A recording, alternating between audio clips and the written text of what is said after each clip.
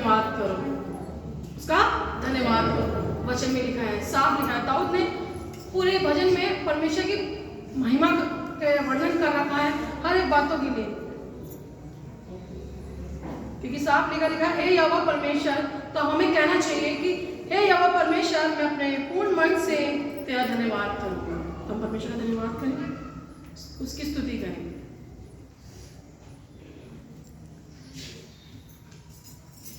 Hello,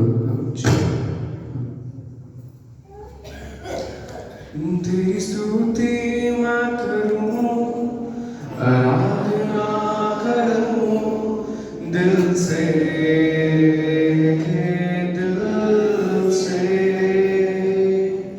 तेरी स्तुति मैं करूं, आराधना करूं दिल से,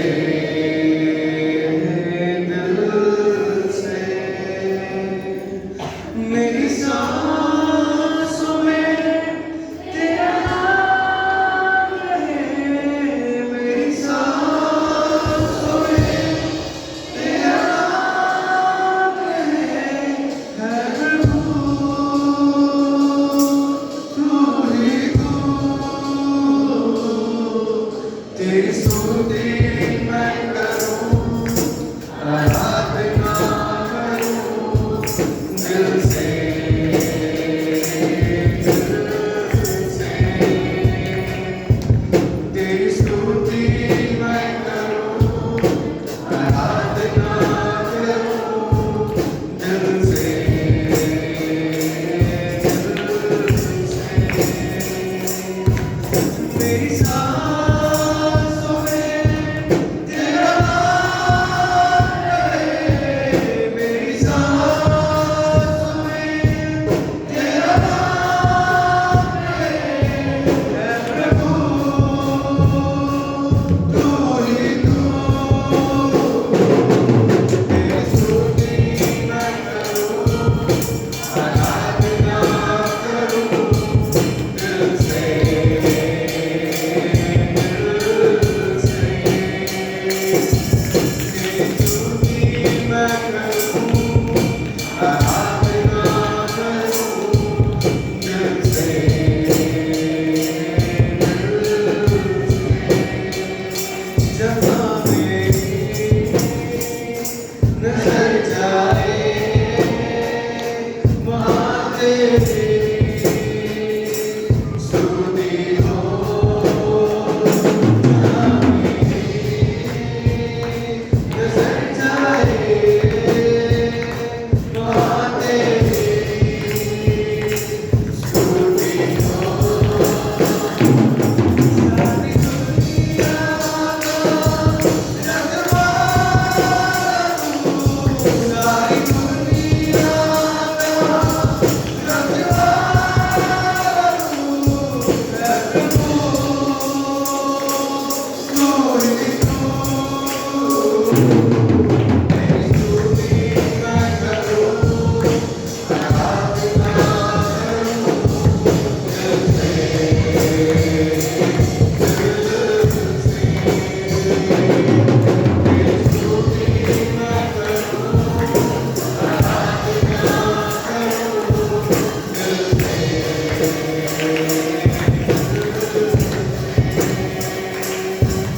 मेरी सांसों में तेरा नाम रहे, मेरी सांसों में तेरा नाम रहे।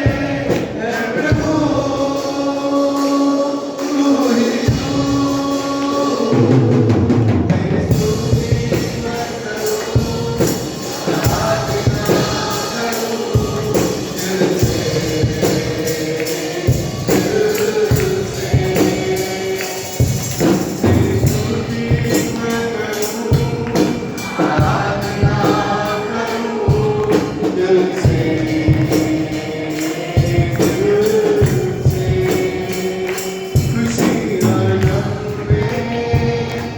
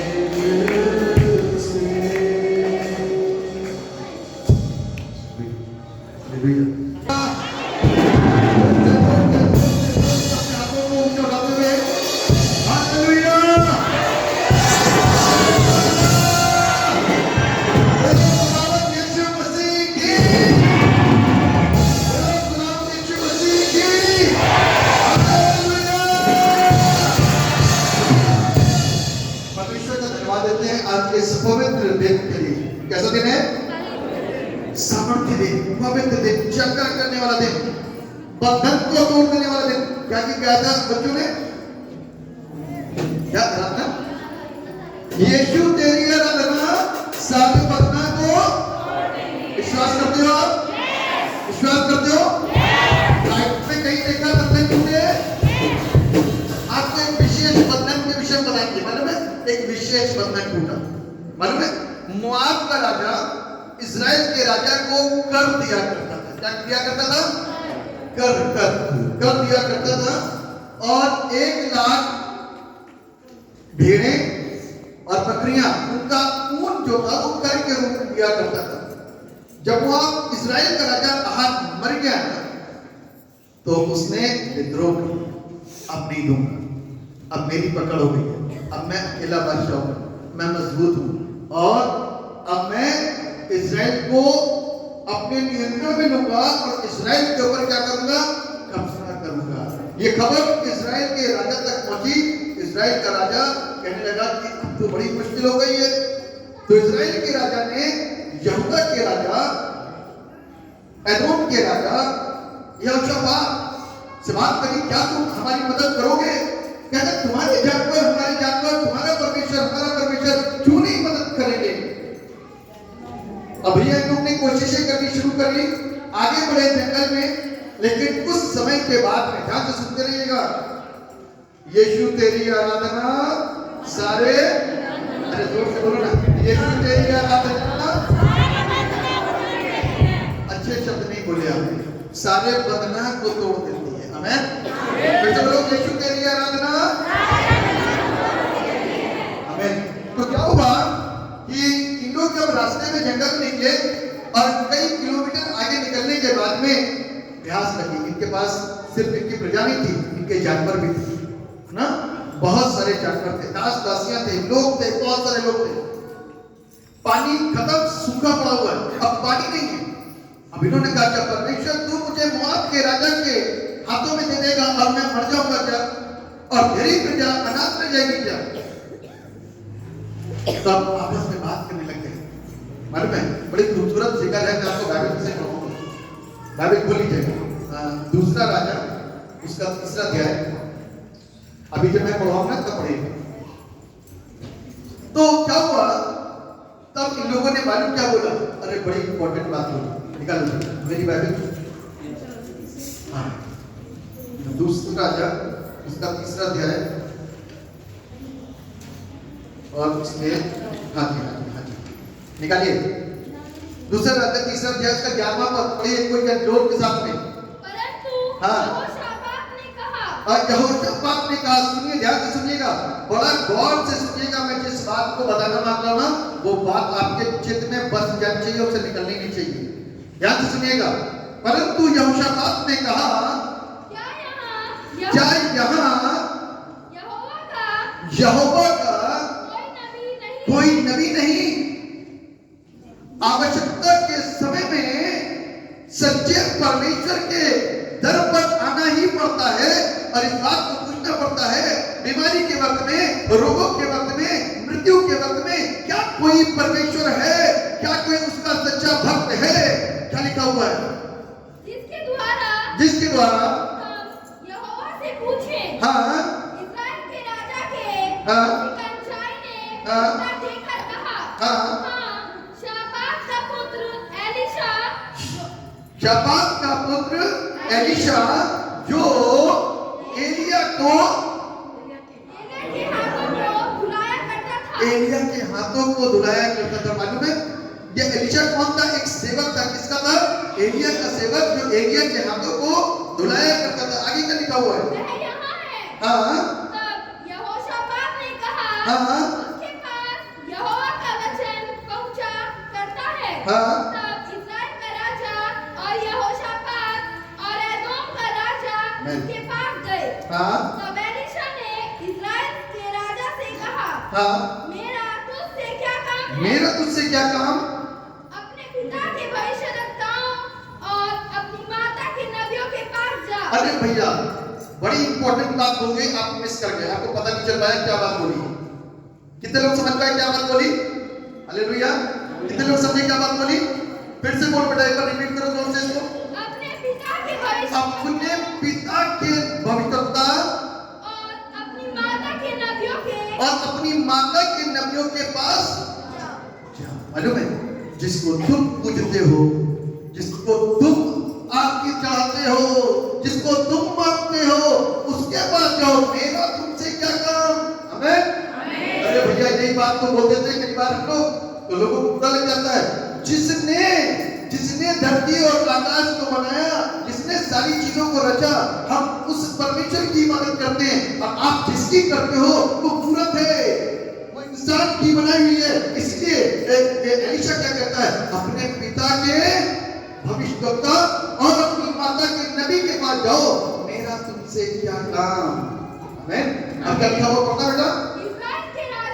इस्राएल के राजा ने उससे कहा ऐसा ना कहे, क्योंकि यहोवा ने तीन राजाओं हाँ को इसलिए इकट्ठा किया हाँ कि इनको मोआब के हाथ में कर दे। हाँ एलीशा ने कहा, हाँ सेनाओं का यहोवा जिसके सम्मुख मैं उपस्थित रहा हालेलुया। करता हूं, उसके जीवन की शपथ, यदि मैं यहूदा के राजा यहोशापात का आदर मान ना करता।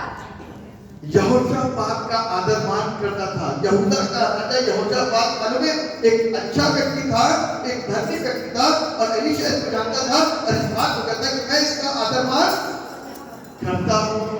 इसीलिए मैं तुम्हारे लिए परमेश्वर से प्रार्थना करूंगा। क्या लिखा हुआ बेटा? पढ़ो आगे। तो मैं ना तो तेरी ओर मुंह करता और ना तुझ पर दृष्टि करता, पर अब किसी बजाने वाले को मेरे पास ले आओ। ओ, अब इम्पोर्टेंट बात शुरू हुई है। यीशु तेरी आराधना सारे बंधना को जोर से बोलो ना, यीशु तेरी आराधना और सारे बंधना को तोड़ देती। मेरी किसी बात नहीं निकलती आपकी। यीशु तेरी आराधना आगे क्या लिखा हुआ है?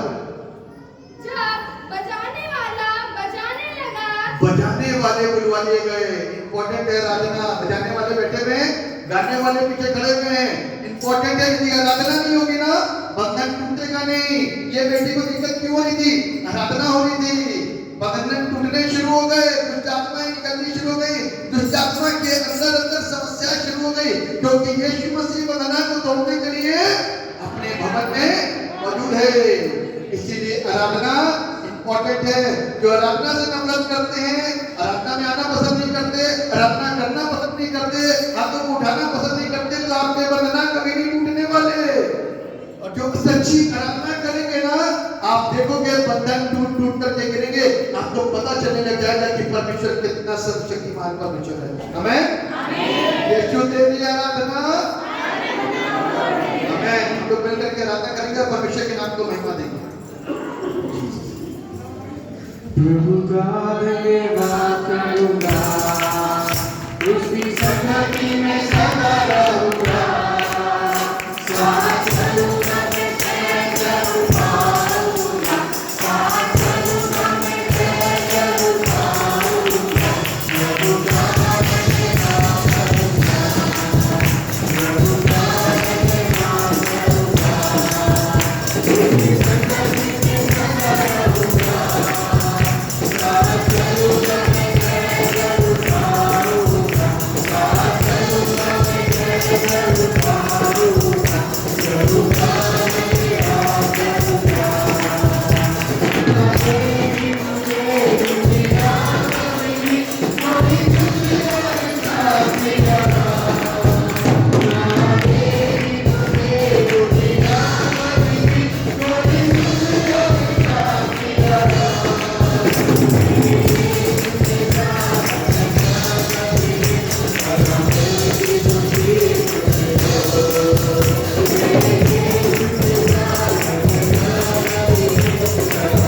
Thank you.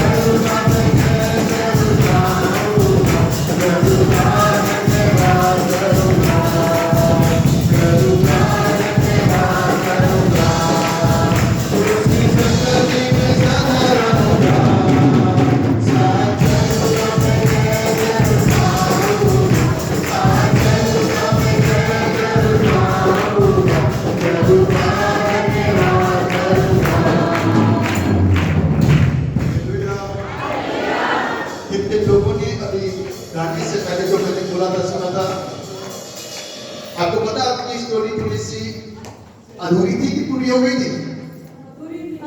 अरे कैसे अधूरी थी भाई?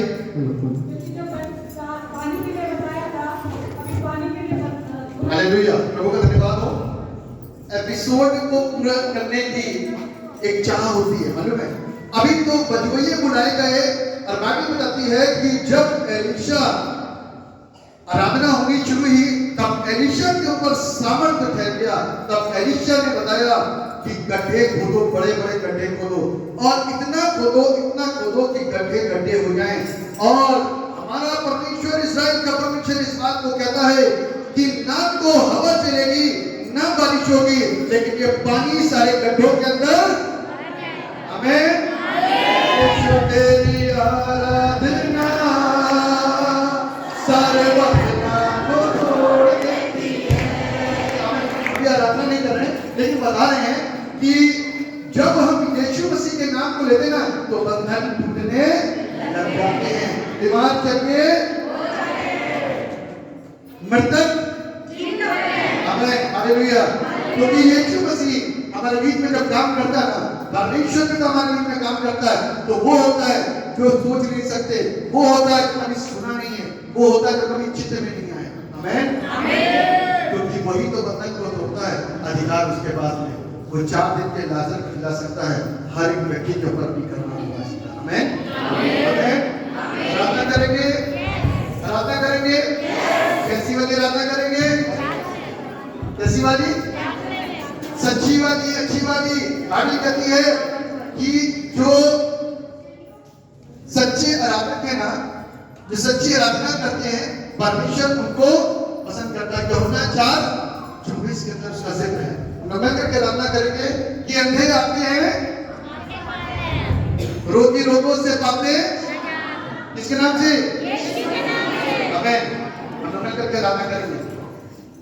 अंधे आते हैं, अंधे पाते हैं, अंधे आते हैं, अंधे पाते हैं, रोगी रोगों से पाते आता, यीशु मसीह के नाम से देखो कैसे आजाद हुए ना, देखो कैसे आजाद हुए ना, देखो कैसे आजाद हुए ना, देखो कैसे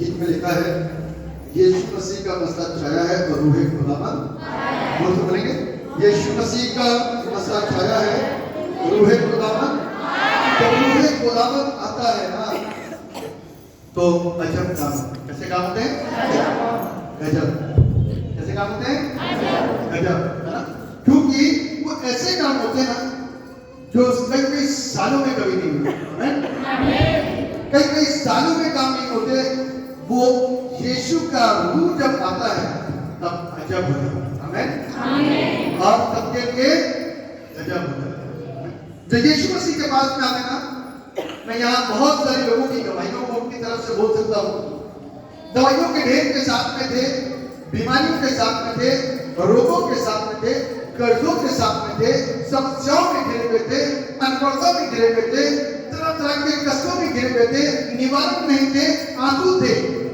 निराशाएं थी कोई अच्छा कभी उनके बीच में नहीं था प्रयास कर कोशिशें और पैसों पर खर्च करना कभी रुका नहीं लेकिन जिस दिन किसी ने बताया आओ चले यीशु के घर तो चले आए बेचारे यहाँ पर इस आशय के साथ में 50 को दिखा गया 51 को और दिखानी चाहिए आमीन उन 50 के साथ में 51 के साथ यीशु मसीह को छोड़ने की कोशिश करी कि जैसे 50 से बचेंगे यीशु मसीह भी इनके साथ 51वां होगा लेकिन मालूम है जब आए ना तो अजब गजब हो गया गजब हो गया उनकी बुद्धि घूम गई उनकी दवाइयां खत्म हो गई उनकी बीमारियां चली गई अंदर बैठे हुए दुष्ट आत्मा निकल के बाहर चला गया और रोग खत्म हो गए जो निराशाओं में दबे हुए थे वो आशाओं में तब्दील हो गए क्योंकि जब हम यीशु की हुजूरी में आते हैं ना तो बंधन यीशु तेरी सारे बंधना को तोड़ देगा जब हम इसकी आराधना करते हैं तो भैया यहाँ से कुछ लेकर के जाओ खाली आओ भर के जाओ कुर्तापन लेकर के आए हो गलत सोच के साथ में आए गंदी सोच के साथ में आए वो भी खत्म कर देगा क्योंकि वो सच्चा परमेश्वर है आमीन जोर से बोलो आमीन हालेलुया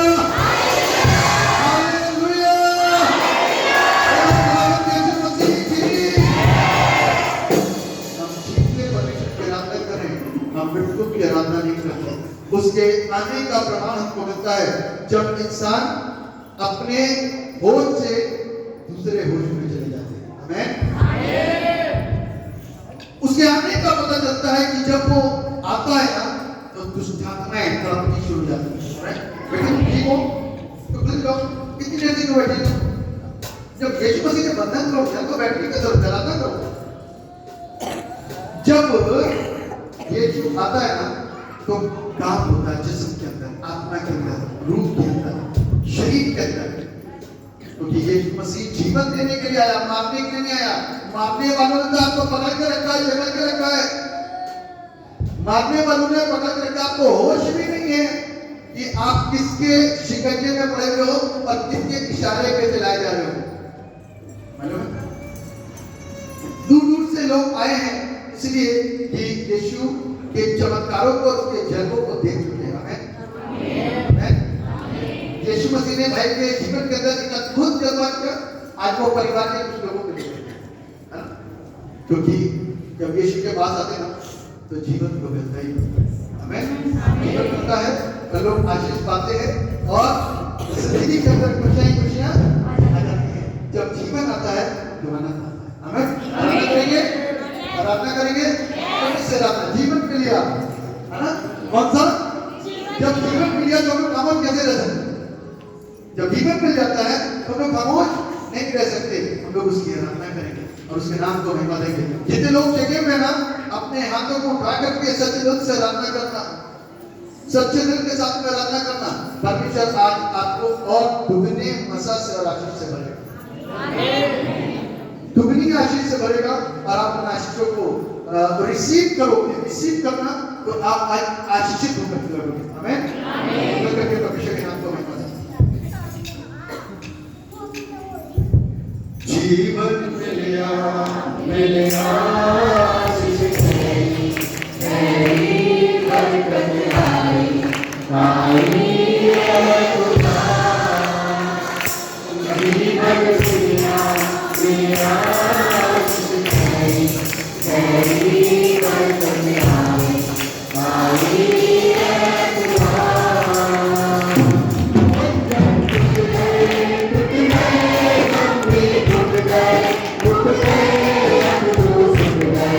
सुन गए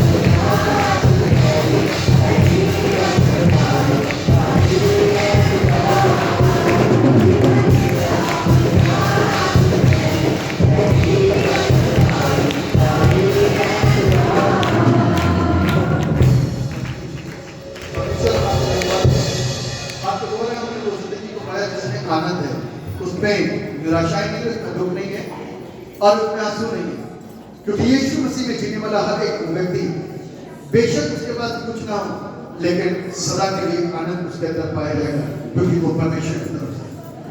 हर एक वो व्यक्ति जो परमेश्वर के पास में है, उसकी जिंदगी में पैसा ना होने का कभी गम नहीं होगा, उसके काम न होने का कभी गम नहीं होगा, क्योंकि वो परमेश्वर की नजर से, उसके नजरिए से देखता है। क्योंकि उसको इस बात का बिल्कुल एहसास है कि जो परमेश्वर उसके लिए करेगा वो बेहतर होगा और वो अच्छा करेगा। जो परमेश्वर को ईमान रखते हैं, बाइबल हमको इस बात बताती है कि परमेश्वर के हाथ उसके ऊपर आते हैं, और जब परमेश्वर का हाथ आता है तो वो आशीषित होता है।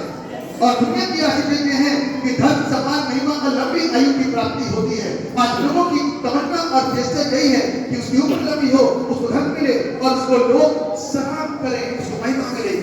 और बाइबल बताती है कि जब 16 में कि जो कोई उसकी आज्ञा का पालन करता है, परमेश्वर के दोनों हाथ उसके ऊपर आते हैं और वो आशीषित होता है। और उसके दाहिने हाथ में उम्र की दराजी है, तो उसके बाएं हाथ में धन और महिमा है, जो परमेश्वर अपने मांगने वालों को और उसकी आज्ञा का पालन करने वालों को देता है। ऐसे इस बात को कह रहा था कि बुलाओ बलवैयों को ताकि वो बजाएं, और तब परमेश्वर का रूह हमारे बीच में आएगा, और तब परमेश्वर जो चाहता है और जो तुम्हारे विषय में कहना चाहता है वो रिवील करेगा और वो बताएगा, तब मैं तुमको बताऊंगा।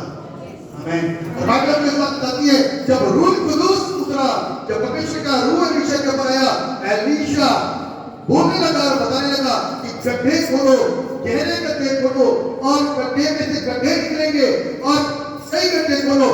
और उसके बाद में परमेश्वर कहता है ना तो हवा चलेगी और ना ही बारिश होगी, लेकिन गड्ढे पानी से भर जाएंगे। हालेलुया। क्योंकि जब हवा चलती है, बादल उठता है, बारिश आती है, और लोग जो गर्मी में परेशान होते हैं उनको शांति मिलती है। लेकिन बाइबल को स्पष्ट बताती है कि ना तो हवा चलेगी और ना ही बारिश होगी, गड्ढे पानी से भरे रहेंगे। सिर्फ इतना ही नहीं, तुम्हारे जानवर और तुम और तुम्हारे दास दासियां इस गड्ढे से पीते रहोगे और पीते रहोगे, उसमें कभी कभी नहीं होगी, क्योंकि जो सौदा परमेश्वर की तरफ से आ रहा है वो कभी निराश नहीं हो सकता और उसने कभी कभी नहीं कर सकता। In the name of Jesus, जो कोई उस पर विश्वास करेगा वो नाश नहीं होगा परंतु अनंत जीवन पाएगा। मनुष्यों पर से भरोसा न करके सत्य परमेश्वर की ओर देखना शुरू करो। मनुष्य से हट करके थोड़ी देर के लिए उस परमेश्वर को खोजना शुरू करो। मनुष्य के ऊपर से अपने ध्यान को हटा करके उस परमेश्वर की ओर ध्यान लगाने की कोशिश करो। परमेश्वर से कहो कि परमेश्वर आप कौन है, जिसने जमीन और आसमान को बनाया, जिसने सूरज चांद सितारे बनाए। हम तो प्रभु पाने के बाद भी आज हम अनपढ़ हैं, क्योंकि हम सूरज चांद की आराधना करते हैं, इंसान की आराधना करते हैं, लेकिन तू कौन है जिसने सब कुछ को बनाया? प्रभु अपने आप को प्रकट कर।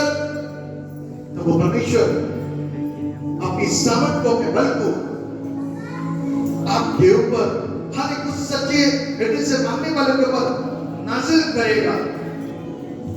या दर्शन पाओगे या वचन आपके अंदर इस गलत जगह पे आप आशीषित होंगे, या आप जगे होंगे, आपकी आत्मा जगी होगी।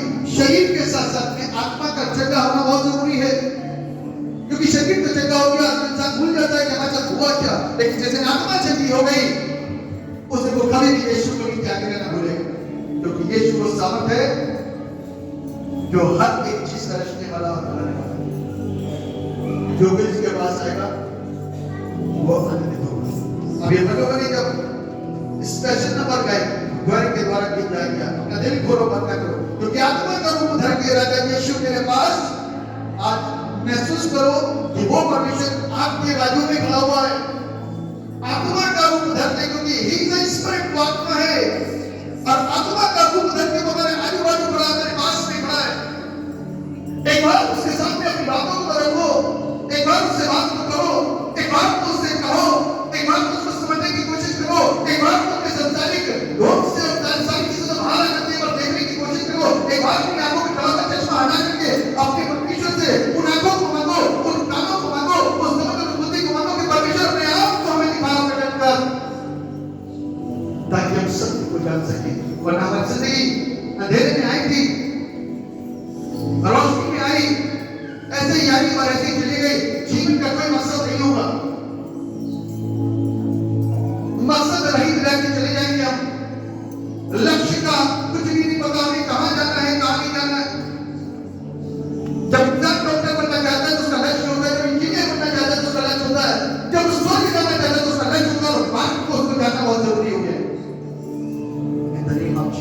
I feel the holy presence right now in this church. परमेश्वर की गहरी उपस्थिति को मैं महसूस कर पा रहा हूँ इस भवन के अंदर। अद्भुत सावन को, अद्भुत अग्नि को, अद्भुत स्पर्श को I feel in this church right now. Holy Spirit, thank you for your presence. और आत्मा का काम करो, लोगों के हृदय में उनसे बहुत बातचीत करो, उनको समझाओ, उनकी सोच, उनके विचार, उनका उठना-बैठना, उनका चलना, उनका व्यवहारिकता, उनकी संसारिकता, हर चीज उनके सामने लेकर जाओ। क्या हम परमेश्वर को जानते हैं? परमेश्वर कौन है? किसके आराधना करते हैं? किसको देख करके आराधना करते हैं? किसको बोल करके आराधना करते हैं? किसको सोच करके आराधना करते हैं? किसको मान करके आराधना करते हैं? कौन है जिसकी आराधना करें? हम तो आराधना करते हैं, लेकिन हम आराधना करने वाले जिसकी आराधना की जानी चाहिए उसको अभी तक नहीं जानते हैं। अनभिज्ञ और अज्ञानी है। बेशक बहुत कुछ जानते हैं, बहुत लिख गए हैं, नॉलेज है, पैसा है, मजबूती है, हम दोनों में बहुत कुछ है, बैंक बैलेंस है, रोका है, सब कुछ है, लेकिन आज बाइबल को कहती है कि तू तो नंगा है, तू अनाथ है। अपनी आंखों में लगाने के लिए सूरमा ले ले ताकि तू साफ देख सके। In the name of Jesus, हम देख नहीं पा रहे मेरे पिता, अपनी आंखों को खोलो ताकि हम सत्य को देख पाए, सत्य की आराधना करें। अपने समय को 45, 40, 60, 70, 80 वर्ष के जो ध्रुव व्यस्तता में हम लोग जी रहे हैं, जिसका कोई भी लक्ष्य नहीं, जिसका कोई भी आंसर नहीं, जिसका कोई भी रिजल्ट नहीं। प्रभु अपनी दया करो, परमेश्वर पिता अपनी दया करो। हम लक्ष्य के साथ अपनी जिंदगी को जीना चाहते हैं, बगैर लक्ष्य के। जिंदगी के अंदर यदि किसी के पास कोई लक्ष्य नहीं है तो जब तक उसका जीवन उसने जिया है वो व्यर्थ नहीं है। संसार में हर एक व्यक्ति के पास उसका लक्ष्य होना चाहिए। संसारिक वस्तुओं को प्राप्त करने के लिए लक्ष्य और आत्मिक खोज के लिए भी हमारा लक्ष्य होना चाहिए। In the name of Jesus, परमेश्वर ने हर एक व्यक्ति को सबसे ऊपर ब्रेक दिया है और उसको हमने अपने पैरों से नीचे कर रखा है, समझने की कोशिश भी नहीं करते। In the name of Jesus, पवित्र आत्मा यहाँ पर मदद काम कर रहा है। बल के साथ में पवित्र आत्मा का काम यहाँ पे बड़ी सामर्थ्य यहाँ पर है। आप महसूस कर रहे हो अंदर परमेश्वर के कामों को। रूह से दिमागों से बात कर रहा है, पवित्र आत्मा के मनों के अंदर आकर के बात कर रहा है, पवित्र आत्मा के भेद से बात कर रहा है, पवित्र आत्मा में होकर के आपसे कुछ पूछ रहा है। आप प्रश्न करना शुरू कर चुके हो, आपके दिमाग के अंदर बातें शुरू हो चुकी हैं, आपके प्रश्न उठने शुरू हो चुके हैं, आपके सवाल परमेश्वर से होने शुरू हो चुके हैं। In the name of Jesus, परमेश्वर अपनी सामर्थ को बिखेरे हुए है, क्योंकि उसका आने धरती पर इसलिए है ताकि लोग सत्य को जाने, सत्य को पहचाने। वो सत्य जो भी है जो स्वर्ग से उतरी और लोगों के लिए जिंदगी को लेकर के आई है। बाइबल कहती है वो अपनों के बीच में आया लेकिन उसके अपनों ने उसे पहचाना नहीं। वो लोग अंधकार में चलती है, अंधकार अर्थात पाप, और पाप के अंदर रहने वाला हर एक व्यक्ति जिसके जीवन के अंदर पाप है, उसके जीवन के अंदर जब प्रभु यीशु आता है तो पाप का उजागर हो जाता है और उसको पता चल जाता है कि आई एम अ सिनर, हम पापी हैं, हम तक पाप में थे। प्रभु यीशु हमको पाप से आजाद करने के लिए धरती पर आए, पाप में पड़ा रहने के लिए और पाप को मजबूताई देने के लिए नहीं आया। परमेश्वर को पाप से अलग करने के लिए आया। इसीलिए जब पाप से अलग होते हैं तो हमारे मन के अंदर बहुत सारे प्रश्न होते हैं, बहुत सारे विचार उठते हैं, बहुत सारी बातें आती हैं, बहुत सारे चीजें आ जाती हैं, समझ आ जाता है, धर्म आ जाता है, बहुत सारी चीजें आती हैं, लेकिन हम उसी समय उस सत्य को जानने की कोशिश करते हैं। Holy Spirit, touch everyone, receive the blessings, receive the today's blessings for you. Name of Jesus, power Christ. आज की सामर्थ आपके लिए, आज की आशीष आपके लिए, in the name of Jesus. धन्यवाद करता परमेश्वर, धन्यवाद करता परमेश्वर, आप महान सर्वशक्तिमान परमेश्वर, सब युगों से पहले सबसे ऊंचे में विराजमान परमेश्वर, इब्राहिम, इज़हाक के परमेश्वर आपको धन्यवाद देते हैं। क्या आप हमें देखते हैं, सुनते, जानते, पहचानते, मानते हैं और हमारे लिए धरती पर आकर के अपनी कुर्बानी को लेकर के हमको मुक्त शब्द किया, आजाद किया। ताकि बात बंधन से मुक्त हो सके। आप विश्वास करने के द्वारा आज भी जो वचन को पढ़ता वो बदलता है, आज भी जो विश्वास करता वो बदलता है, आज भी जो गुनाह को मानता वो बदला जाता है। परमेश्वर कभी भी किसी के गुनाहों को देख करके उसका न्याय नहीं करेगा। परमेश्वर कहता है एक बार गुनाह मान कर दोबारा मत कर, तुम्हारे गुनाह को मैं कभी भी डिस्कस मैं नहीं लेकर के आऊंगा और कभी भी डिस्कस नहीं करूंगा तेरे गुनाह को, छोड़ कर पीठ के पीछे फेंक देता हूं। वो ऐसा परमेश्वर हमको लज्जित करने के लिए नहीं, हमसे प्यार करने के लिए आया हुआ है। उसका नाम यीशु है, उसका नाम यीशु है। बाइबल कहती है कि मरियम तेरे घर में एक संतान है, दूत ने आकर के बताया उसको, उसका नाम यीशु रखना, जो जगत के सब पापियों के पापों से उनको आजाद करेगा। हालेलुया। परमेश्वर आपका धन्यवाद दे for your love, for your sacrifice, for your concern for all human beings. Thank you Jesus.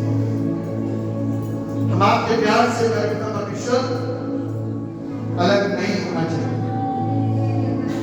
अपनी दया यहाँ पर सब लोगों के ऊपर लिखे। You all be blessed in the name of Jesus Christ. परमेश्वर के द्वारा आपने अपनी करुणा को हम सबके ऊपर बिखेरा है, इसलिए हम आपको थैंक्स करते हैं। हम सब आपको धन्यवाद देते हैं, धन्यवाद देते करें आपकी आशीष आपकी दया। झगड़ा करने लोगों को उनकी निराशाओं को दूर करिए, उनके डर को दूर करिए, उनके बंधन को दूर करिए, उनके ऊपर टोटकों को खत्म करिए। क्योंकि जब लोग आते हैं एक ऐसी नई आशा के साथ में, प्रबलता के साथ में आगे बढ़ते हैं, हमारे अंदर हमारे लोग चीजें नहीं कर पाते। सब विदास के साथ में जो वचन से बातचीत करें, वचन हमारी जिंदगी के अंदर काम करें और हम आशीष हम सब पर सब एक एक को अपने लहू में छिपाते हैं और आपके नाम से दुआ मांगते हैं।